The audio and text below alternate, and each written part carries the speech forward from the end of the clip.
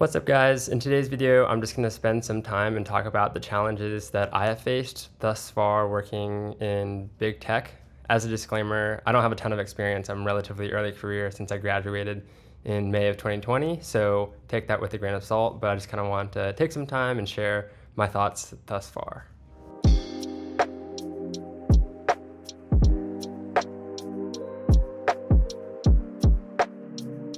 Before we go ahead and get started, I just want to stop and ask you guys to please consider subscribing if you haven't. I'm trying to grow this channel and I'm going to start uploading a little bit more consistently, so I'm kind of aiming for 2 times a month, but don't hold me to that. I'm just kind of loosely setting that goal for myself.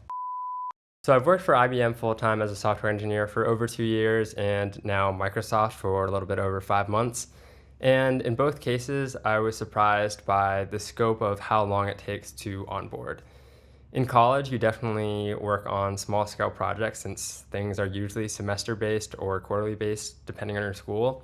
And even when you do an internship, that, for me at least, was limited to around 12, 15 weeks. Can't really remember.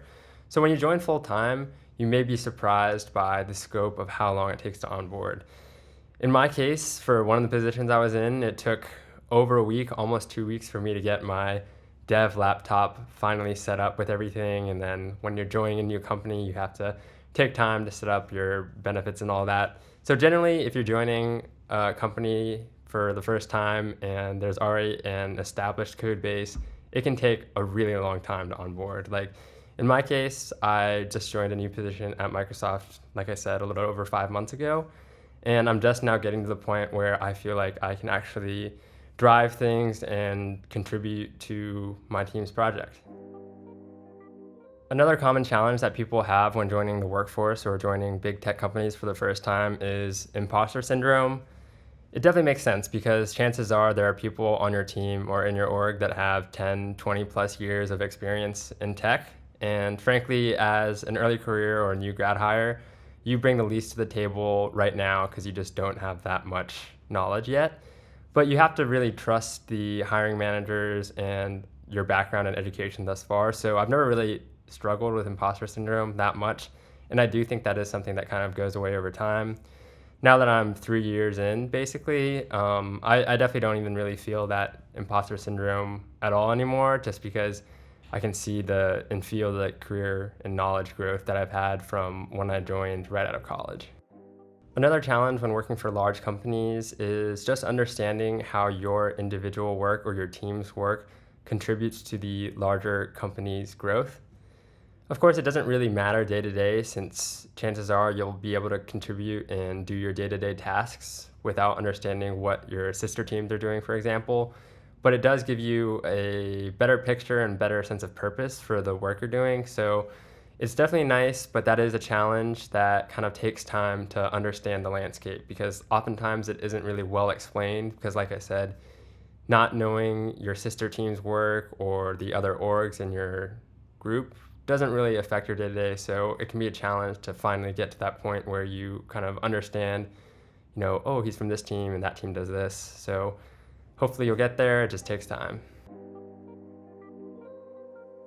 Something else that surprised me was how different teams can be even in the same company. Companies overall usually have a certain reputation, but it definitely has surprised me how within the same company, different teams can have drastically different cultural differences and expectations on work-life balance, best practices, etc. And lots of times when I'm eating lunch with others from people outside of my team, I'm like, wow, that's totally different. And it really depends a lot on the managers and management style, and I guess how deadlines are managed and things like that. So definitely choose wisely and really take the time to interview your interviewer when you're trying to get matched with a team. And that makes a huge difference. Last but not least, if you're joining a company where you've used their documentation in the past before joining the company, you may have a certain mental standard or expectation of what the documentation would be like for internal tools.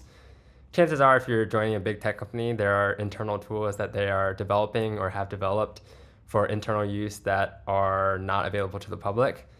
The documentation for these internal tooling, or even your team's internal documentation, is sadly not going to be as good as the external documentation. It just kind of is something that gets pushed to the side a lot, especially on teams, which I've been lucky to be on.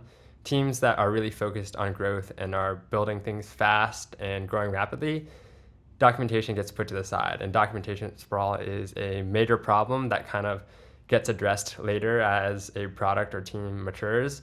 But just be prepared if you have a mental expectation of what documentation is like for a company because you visited their external docs. You can't expect them to be that good internally, and lots of times you do have to kind of chase down people that are working on the different teams, and it takes time to kind of find and get connected to the right person, but it's something to be expected. And that's kind of it. I was kind of just talking off the cuff, just speaking about some challenges that I've faced, but hopefully you found this video interesting, and stay tuned for more.